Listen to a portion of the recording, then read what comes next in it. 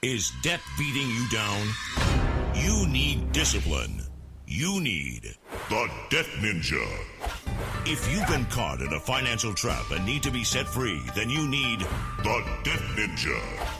Want to stop those harassing collection calls, start saving thousands in interest and fees, and get out of debt fast? Then you need to call the Debt Ninja.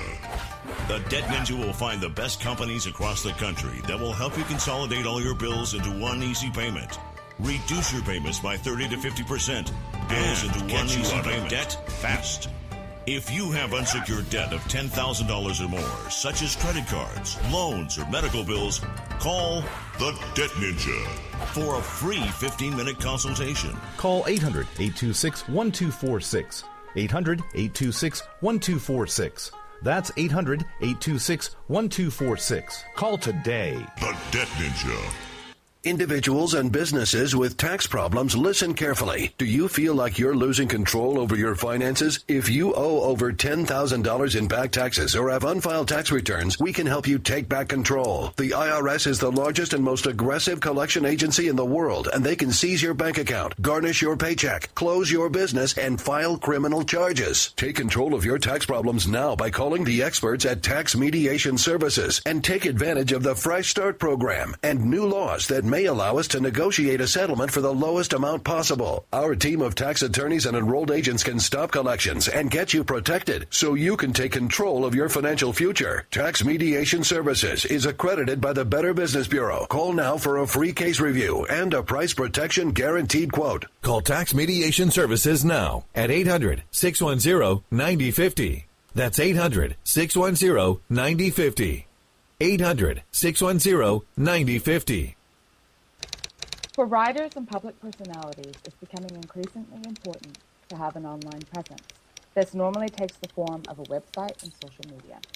However, things like a cluttered site or broken links can scare potential readers away.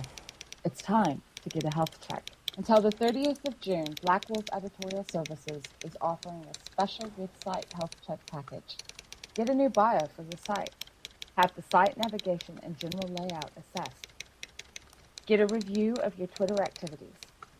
Get an objective opinion about your public Facebook page. Find out what works well and what could potentially scare your readers away. And all this for $35. At the end of the day, the face we put online will be the one that most people will see. Let us help you put your best foot forward. Black Wolf Editorial Services, nurturing your writing into maturity. For full details and a list of other services, visit us at blackwolfeditorial.com.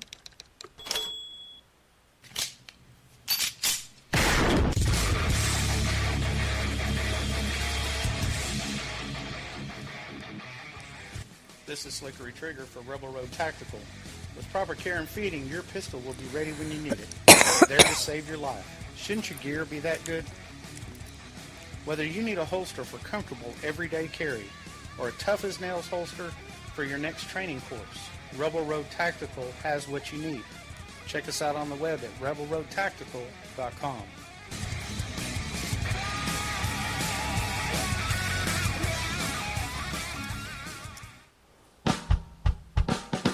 You're listening to the Spark Radio Network, internet radio like you've never heard before. Innovation, creativity, and imagination are all said to begin with a spark. So fasten your seatbelt and take the ride of your life and listen for the spark. The leader in talk radio on the internet, right here on K98Talk.com.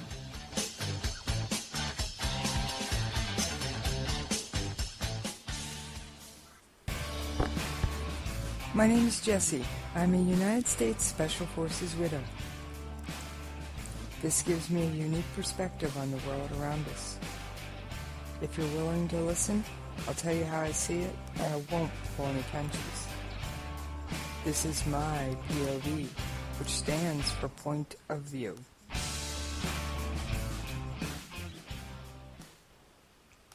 All right, this is Jessie. I am so happy to be back with you guys. I really did try and get a show aired last night. Now, what you guys don't know, because of course you haven't heard it yet, I did record a show last night, but I wasn't able to get it uploaded because I had to record it on a different computer from normal. So I'm going to go back and fix it all up, and you're going to get a double dose. The other show will be up later tonight. Now, I'm supposed to be co-hosting with Rick tonight for the Rick and Jen show because Jen's on vacation. Unfortunately, he's having technical issues. I'm going to see if I can come up with another solution. He knows I'm up to something. Haven't told him what yet. Haven't decided what yet. But I'm working on it. For knowing for less than 10 minutes, I think that's not half bad.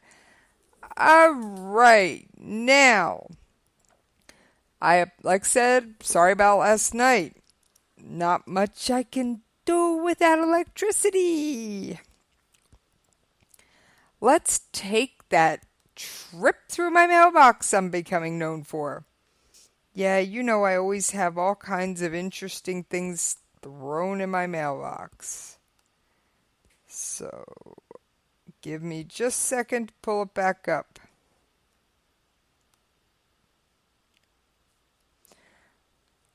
All right. According to CIA Director John Brennan, the Islamic State militants are training and attempting to deploy operatives for further attacks on the West. Who'd have guessed? I mean, come on. Who didn't realize that was going on? Well, I guess if you live under a rock. But, you know. So. Anyway. He says He said that they're working on doing more guerrilla-style tactics to compensate for territorial losses. Let me see if I can get that audio to play properly for you. Give me just a second. I'm working on it. I do have some audio on it, but it's been giving me technical issues. All right. We're not going to play the whole thing. This is from C-SPAN. We are going to take a brief listen. Open hearing about the Central Intelligence. All right, it's not working to my satisfaction. I will work and see if I can get it for you. If I can, I'll play it a little bit later in the show. So, give me... All right, so what else is in my little old inbox? I always have something interesting. All right, and if you didn't know that ISIS was working on trying to send more terrorists and using more guerrilla activities, I'm sorry. Are you living under a rock?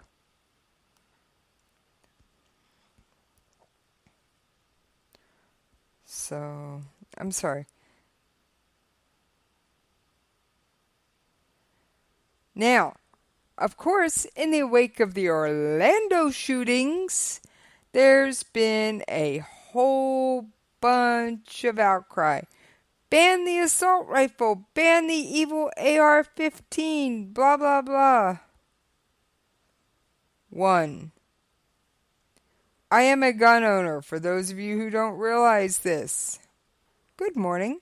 Yes, I am a gun owner. Now, I would like to believe that I am a responsible gun owner. I keep my weapon out of hands of people who I don't think should have it. No child has ever even handled the weapon, even unloaded, without close supervision. I have let a few kids hold it unloaded, just so they could figure out what is this thing and let them play with it for a minute, but only unloaded and still under close supervision. Let's see, what else have I done? I've taken friends who've never shot before shooting. I've done all kinds of things. And as a responsible gun owner with a concealed carry permit, I do go to the range routinely. Yeah, I go routinely. Why? Because I feel that as a responsible gun owner, I need to. And if I don't, then I'm not being responsible. Because if I don't practice my shooting skills, they may not be there when I need them to defend myself or someone else. So, yeah, I know that may not sound like a lot, but trust me, it is part of, in my mind, being a responsible gun owner.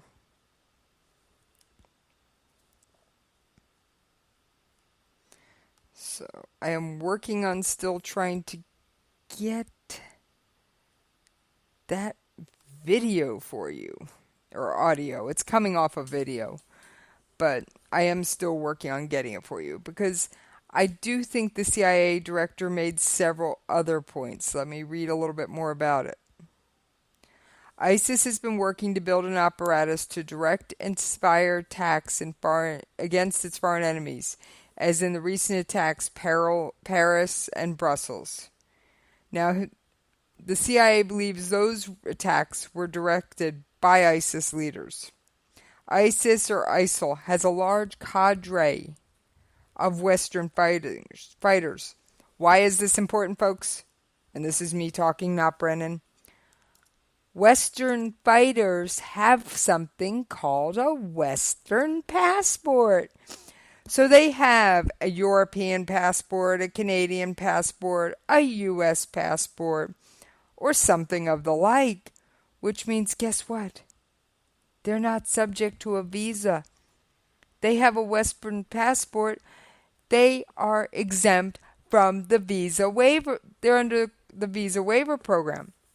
They can come and go. I do hope that anyone visiting this country who has recently traveled to certain places will get extra scrutiny. All right, I've got a few minutes of John Brennan's congressional thing. I should have it ready in about a minute. But I mean, come on. ISIS is trying to reach out in all countries. I mean, if you're a regular listener to my show, you've heard about the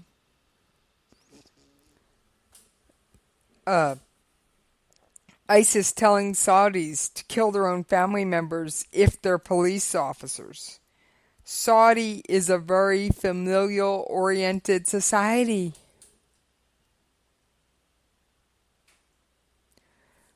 I mean, come on.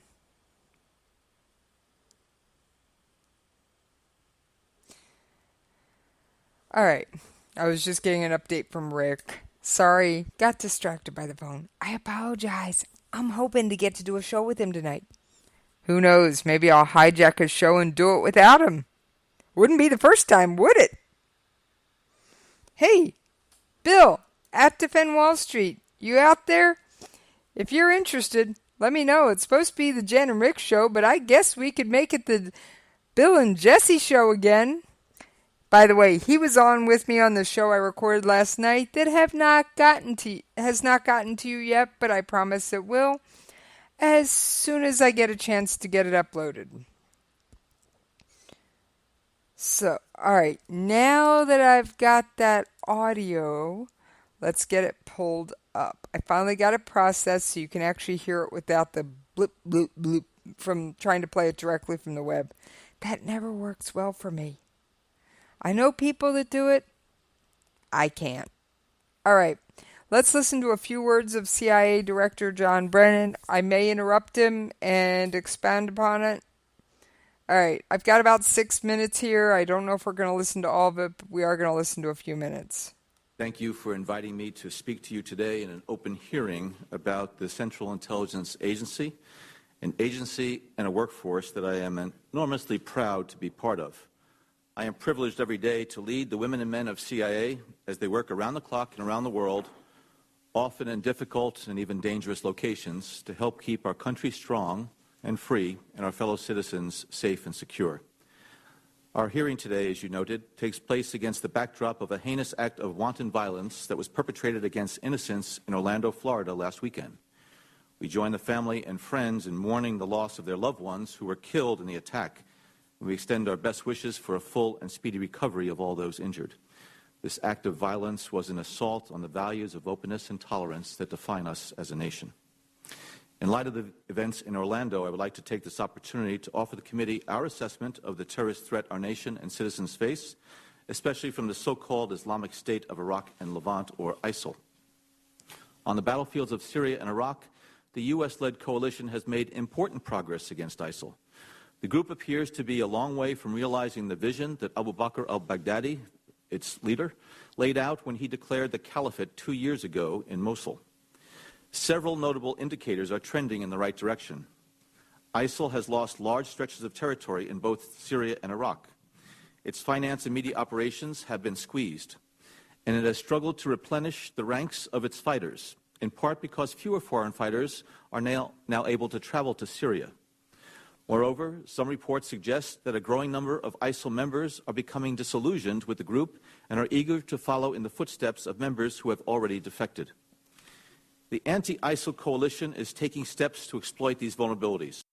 In addition to efforts underway to liberate cities like Fallujah and Manbij, the coalition is also removing ISIL leaders from the battlefield, thereby reducing the group's capabilities and its will to fight. Last month, for example, a U.S. airstrike killed an influential ISIL leader in Al-Anbar.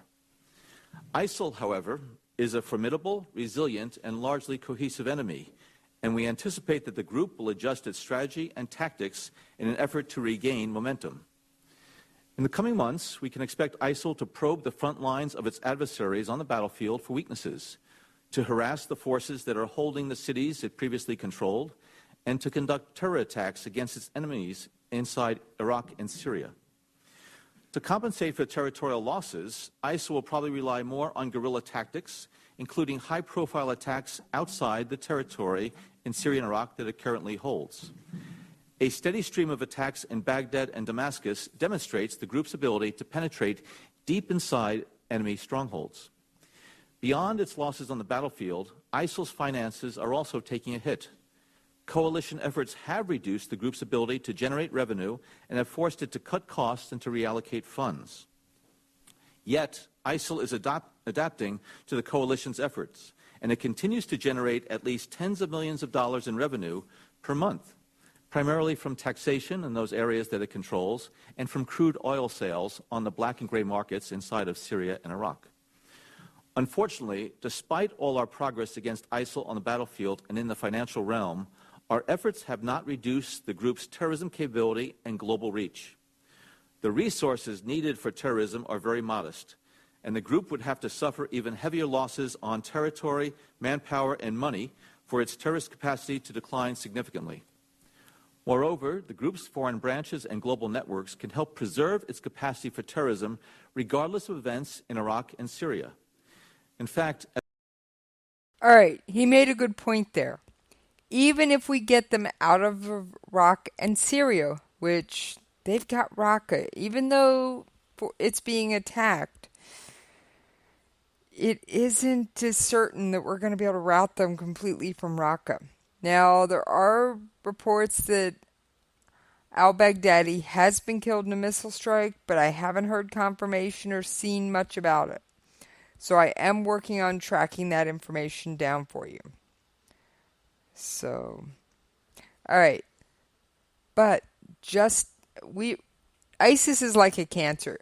You've got to get rid of so much of it. The rest of it just dies. If not, get rid of all of it.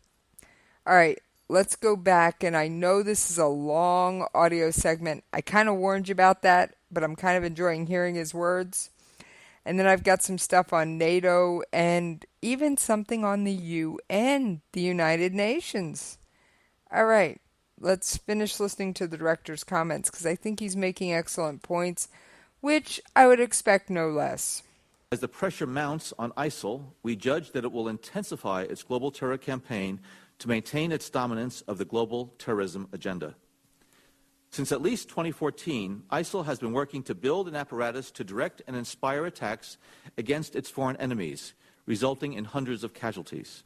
The most prominent examples are the attacks in Paris and Brussels, which we assess were directed by ISIL's leadership. We judge that ISIL is training and attempting to deploy operatives for further attacks. ISIL has a large cadre of Western fighters who could potentially serve as operatives for attacks in the West. And the group is probably exploring a variety of means for infiltrating operatives into the West, including in refugee flows, smuggling routes, and legitimate methods of travel. Furthermore, as we have seen in Orlando, San Bernardino, and elsewhere, ISIL is attempting to inspire attacks by sympathizers who have no direct links to the group. Last month, for example, a senior ISIL figure publicly urged the group's followers to conduct attacks in their home countries if they were unable to travel to Syria and Iraq. At the same time, ISIL is gradually cultivating its global network of branches into a more interconnected global organization. The branch in Libya is probably the most developed and the most dangerous. We assess that it is trying to increase its influence in Africa and to plot attacks in the region and in Europe. Wait, you just heard that. They are working to increase their attacks in Europe, Africa, and gaining a large foothold in Libya. Now, Libya was destabilized when, for lack of a term, we went and took out Gaddafi. So I don't know what else to tell you about that, but yeah.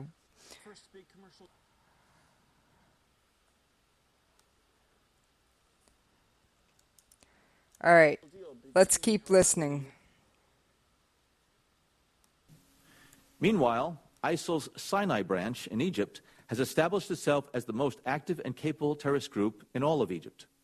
The branch focuses its attacks on Egyptian military and government targets, but has also targeted foreigners and tourists, as we saw with the downing of a Russian passenger jet last October. Other branches worldwide, while also a concern, have struggled to gain traction. The Yemen branch, for instance, has been riven with factionalism, and the Afghanistan-Pakistan branch has struggled to maintain its cohesion, in part because of competition with the Taliban. Finally, on the propaganda front, the coalition is working to counter ISIL's expansive propaganda machine. ISIL paints a carefully crafted image to the outside world, lauding its own military efforts, portraying its so-called caliphate as a thriving state, and alleging that the group is expanding globally even as it faces setbacks locally. ISIL releases a multitude of media products on a variety of platforms, including social media, mobile applications, radio, and hard copy mediums. To disseminate its official online propaganda, the group primarily uses Twitter, Telegram, and Tumblr, and it relies on a global network of sympathizers to further spread its messages. In sum, ISIL remains a formidable adversary, but the United States and our global partners have succeeded.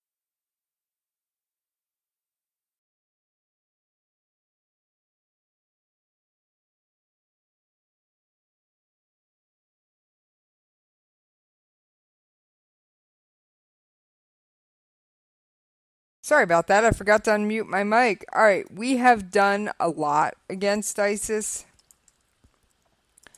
but clearly not enough. All right, I'm almost at bottom of the hour. Now, I do have a slightly humorous news story, since I haven't done anything funny or humorous yet lately. There is an avocado shortage in New Zealand. Yes, you heard me. Avocado shortage in New Zealand. And it's fueling, of all things, a crime wave. People are stealing avocados from orchards on the North Island of New Zealand. And they're stealing as many as 350 of the fruit at a time. And then people are selling them on the side of the road. Now, here's the thing. The stolen avocados can carry risks. They aren't ripe. Some may have been recently sprayed with pesticides, and they may still carry on toxins on their skin. The thefts are concerning, but a bumper crop of locally grown avocados should flood the New Zealand market in coming weeks, reducing the incentive for thieves. And for anybody whose store has avocados from New Zealand, the stolen fruit will only make it to local markets. It wouldn't have the ability to reach our export markets. And this is according to the CEO of New Zealand Avocado. And also, avocado farms in New Zealand are getting increasingly savvy about protecting their crops. Many of them have installed automatic lights and alarm systems. All right. Many of you know, because you've heard me talk about it before, that I have a friend from New Zealand. Her name's Judy. And Judy was telling me that when she first moved to New Zealand, it was a backwards country. Now, it has changed a lot in the past few years, but it was a little bit backward when she first moved there. All right, we're going to go to commercial break while I get the second half of the show prepped for you. All right, and I will, after I pay those bills, I will see you on the other side. In these uncertain economic times, you've got to do whatever you can to save money. One of our biggest expenses can be our cars, especially when unexpected repair bills hit. Not anymore. If you own a vehicle with less than 130,000 miles, is less than 12 years old, has a warranty about to expire, or even no warranty at all, you could stop paying for car repairs. Roadside assistance, towing, and rental coverage are all included. Don't wait for the next repair. Make one free call right now to see if you qualify. If your vehicle is less than 12 years old, has less than 130,000 miles, even if it's out of warranty, paying for car repairs can become a thing of the past. Call us right now and get your car protected before your next repair bill hits. Get protection and no more repair bills. Call 800-696-1030. Again, 800-696-1030. That's 800-696-1030. 800-696-1030.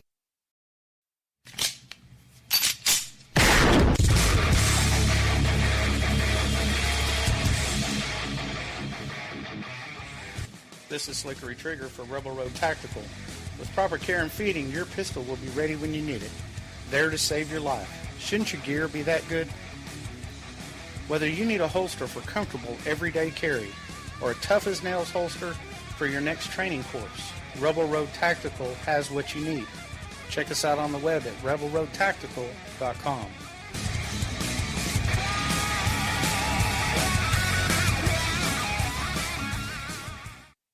Is debt beating you down?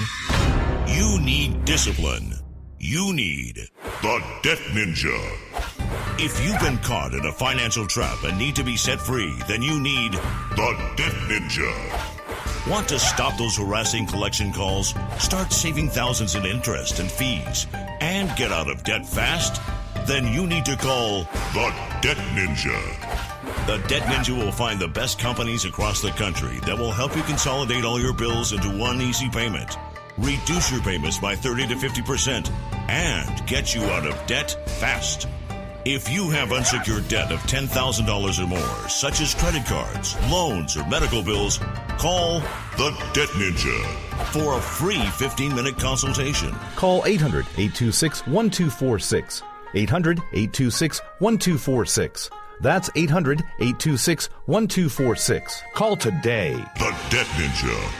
For writers and public personalities, it's becoming increasingly important to have an online presence.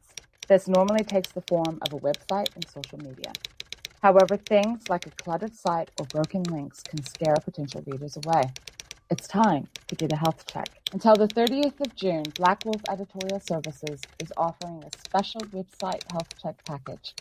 Get a new bio for your site. Have the site navigation and general layout assessed. Get a review of your Twitter activities. Get an objective opinion about your public Facebook page. Find out what works well and what could potentially scare your readers away. And all this for $35. At the end of the day, the face we put online will be the one that most people will see. Let us help you put your best foot forward. Black Wolf Editorial Services, nurturing your writing into maturity. For full details and a list of other services, visit us at blackwolfeditorial.com. Hey, this is Dave Bray, America's Patriotic Rocker. Just giving you a shout out. Make sure you stay tuned and listen in to K98 Talk.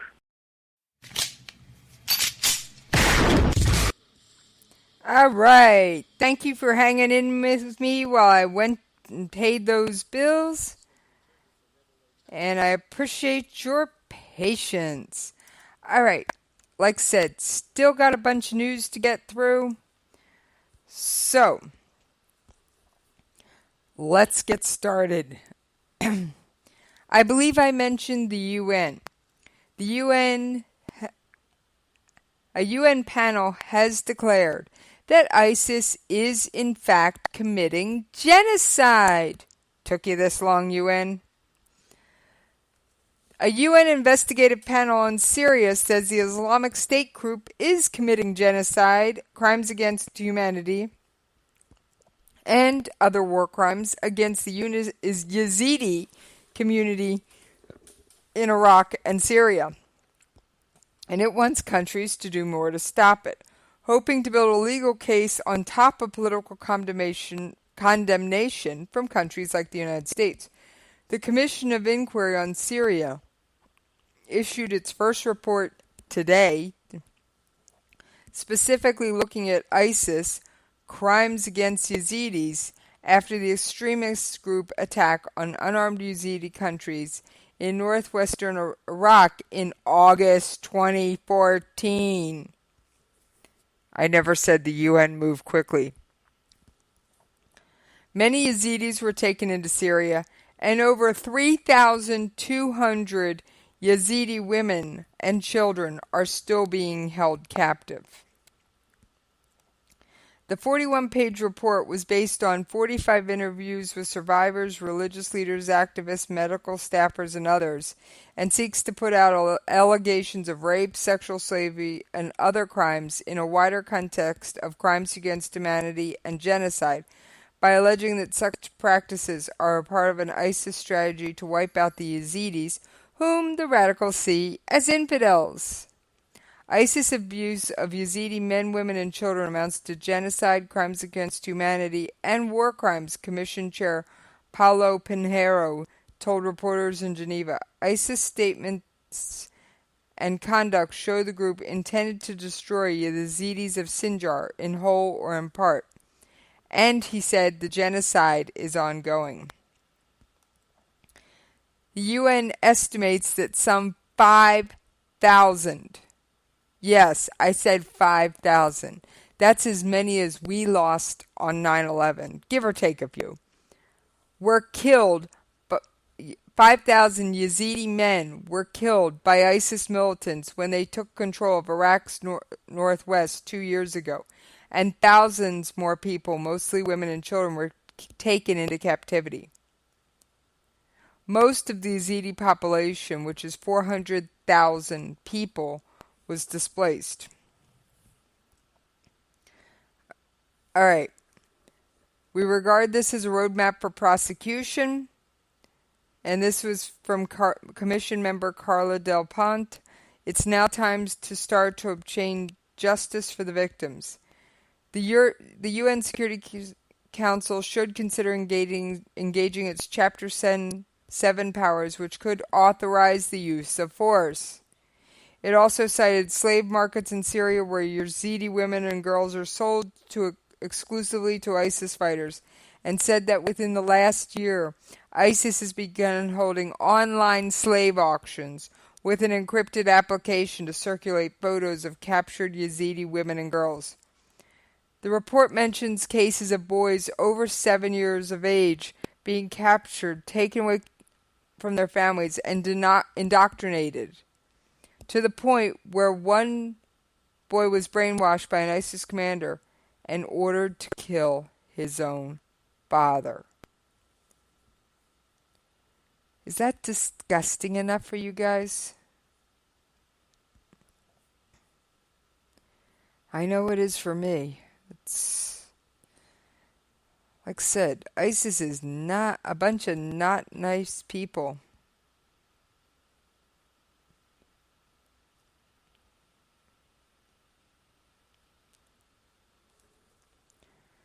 So, I'm sorry. It always takes me a second after those stories like that.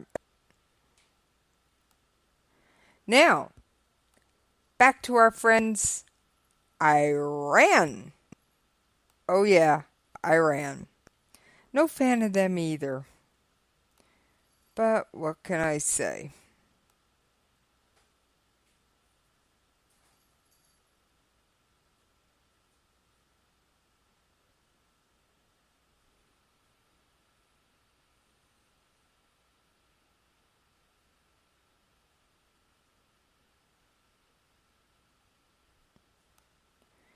Sorry, I just had a pop-up on my computer screen.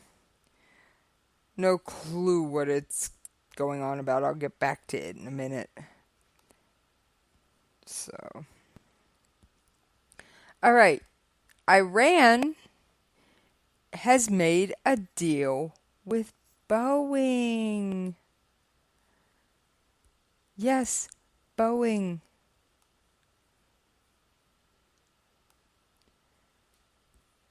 Yeah, isn't that an American company? Oh, yeah. All right, I actually have some audio on that, and we're going to take a quick listen. It's only about a minute. You can bear with me, and we'll hear what's going on with Iran and Boeing. Because Iran is essentially trying to buy Boeing planes. It could be the first big commercial deal between Iran and a U.S. company after the Obama administration struck a nuclear agreement that would ease sanctions on the Middle Eastern country. Iran says it has finalized a historic deal with Boeing to buy passenger planes from the U.S. aircraft manufacturer as part of an ongoing effort to upgrade the country's civilian air fleet. According to Iranian media, the deal will be announced in the coming days. If approved, the agreement would mean that new American aircraft would fly over Iran for the first time since the 1979 Islamic Revolution. Now, there's no guarantee the government will approve the deal, but after Boeing rival Airbus sold $27 billion in airplanes to Iran earlier this year, at least one expert I talked to said there's a good chance the U.S. will give Boeing the go-ahead. Boeing won't say whether the deal is a go, but the company's CEO has been hoping to get this business ever since the Obama administration struck the deal to gradually lift sanctions. I'm Nathan Bowman reporting for USA Today. All right. I don't see this as a good thing. Alright, it may be a good thing for Boeing. And yes, it is the free market doing its thing. But I've got some concerns about this. They won 100 commercial airliners. But I happen to agree with United States Rep. Peter J. Roskam from Illinois. He said he's got some national concern. He said to say we have some national security concerns, it would be an understatement. So I'm sorry. Boeing and the Islamic Republic should know that the U.S. Congress will not look favorably upon any deal, and this is according to Roskam, that jeopardizes the safety and security of American people. If approved, the multi-billion-dollar agreement would mark the first time new American aircraft have been sold to Iran since the 1979 Islamic Revolution, which led to 4 decades of estrangement between the two nations. All right. For those of you who are not familiar with the 1979 revolution, it wasn't fun, especially for U.S. American embassy personnel, which in my mind should have been evacuated, but they weren't, prior to it getting as bad as it got. Our embassy was stormed. There were a large number of Americans, and I'm pulling up the facts right now. You know I try and deal in facts. Not to say I don't give you my opinion, but I do try and deal largely in fact. The Iranian Revolution in 1979 overthrew the Shah of Iran.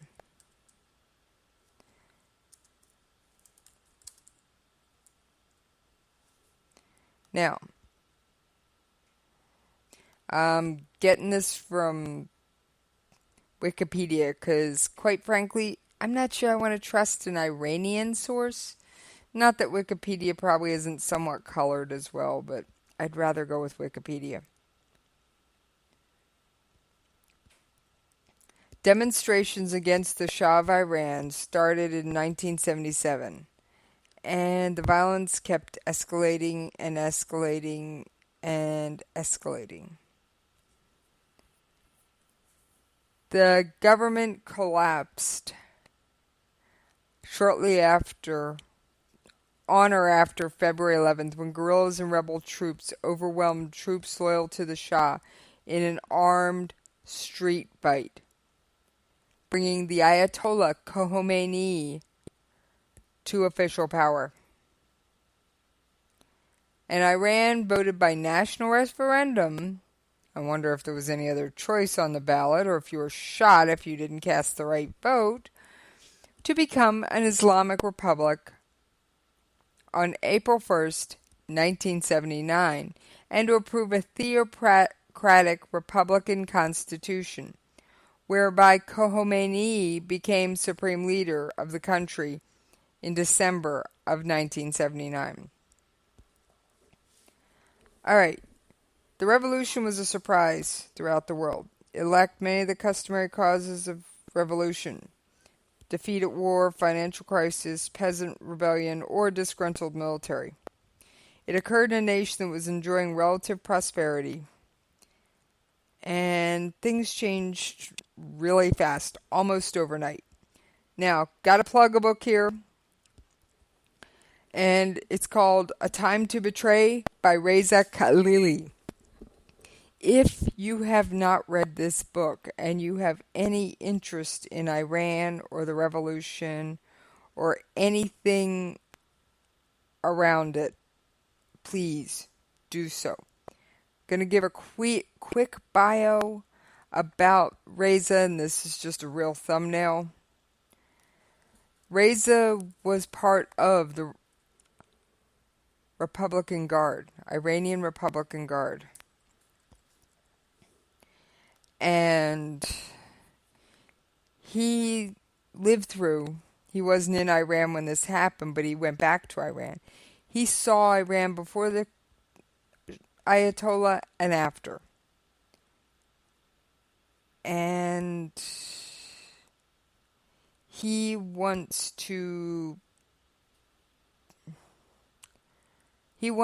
decided to betray his country in order to try and save it. So he worked for the CIA for over a decade. All right. So the revolution happened in February. We just covered that, right? Now, we did nothing with our embassy. And on November 4th, 1979, our embassy was stormed. Sound familiar? Benghazi? Except they didn't set fire to it. They held 52 American diplomats and citizens hostage. How long? 444 days. You heard me. 444 days.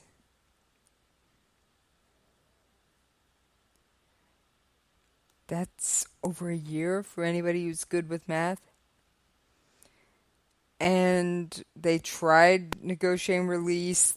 The U.S. military attempted a rescue. And things just didn't go right. Now, I will say, even though Operation Eagle Claw, the attempted rescue, failed, Operation Eagle Claw is the reason we have the special forces that train together that we have now. Now, like I said, Iran's never been a good actor. And anybody who thinks that they are going to live up to their end of a nuclear agreement better wake up.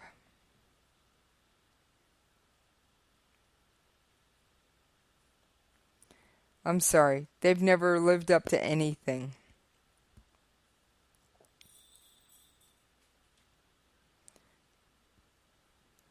So, many of these hostages were held in solitary confinement for months. And sometimes handcuffed or bound for weeks at a time.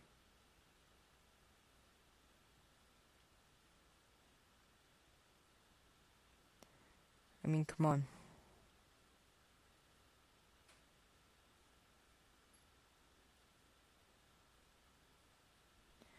The treatment our hostages had was absolutely disgusting.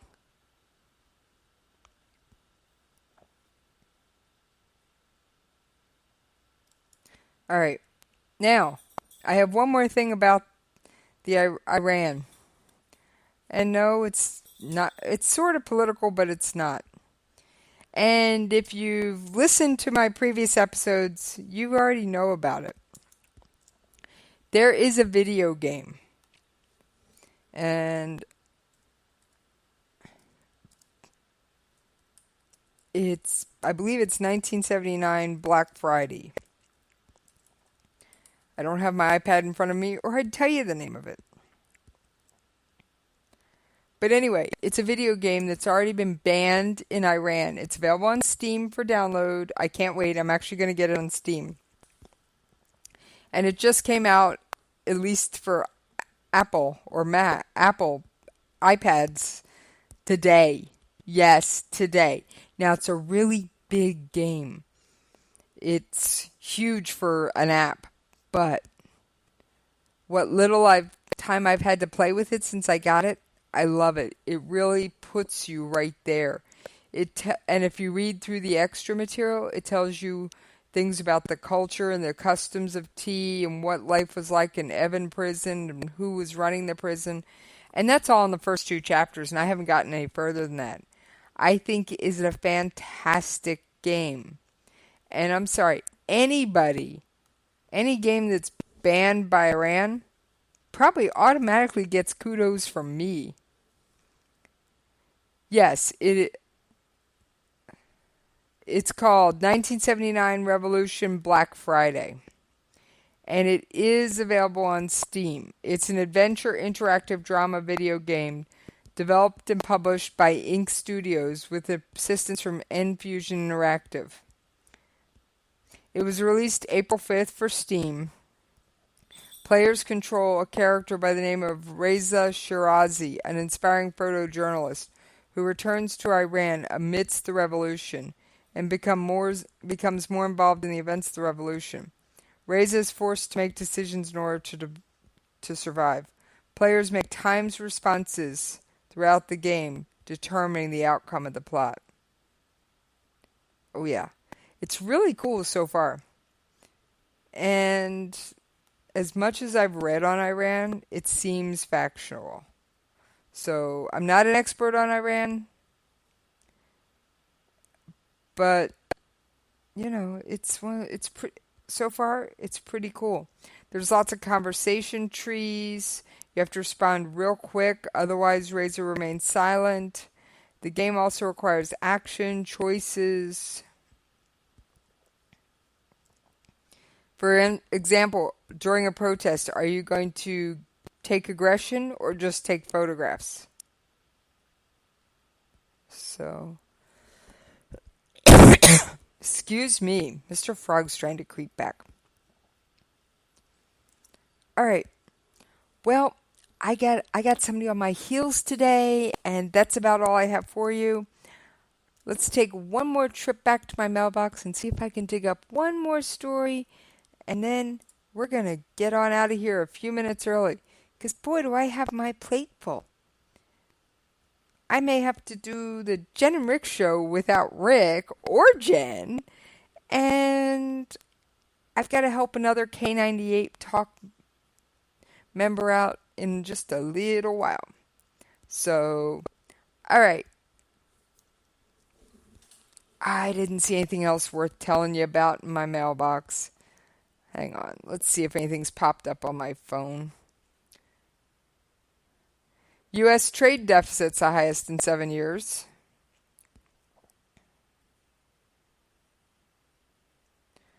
Let's see what else popped up.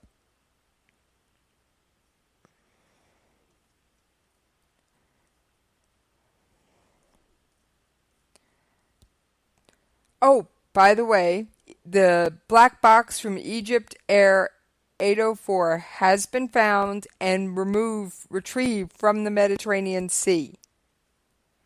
So we may finally learn what brought that plane down. Oh, I do have one other story I meant to touch on, so we're going to do it real quick. Jo Cox, who is a member of the United Kingdom Parliament, and she was campaigning for Britain to remain in the EU. She worked in charity and politics, and she was searching for a solution to the civil war in Syria, was shot and stabbed by a gun and knife-wielding attacker earlier on Thursday in the UK. She has perished from her injuries. So she died doing her public duty, speaking with the constituents, and listening and representing the people. So gun deaths happen in countries where guns are illegal.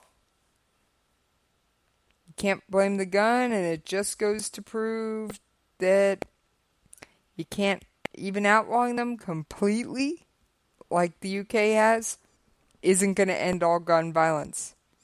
All right, I got to get up out of here. So I will catch you guys tomorrow!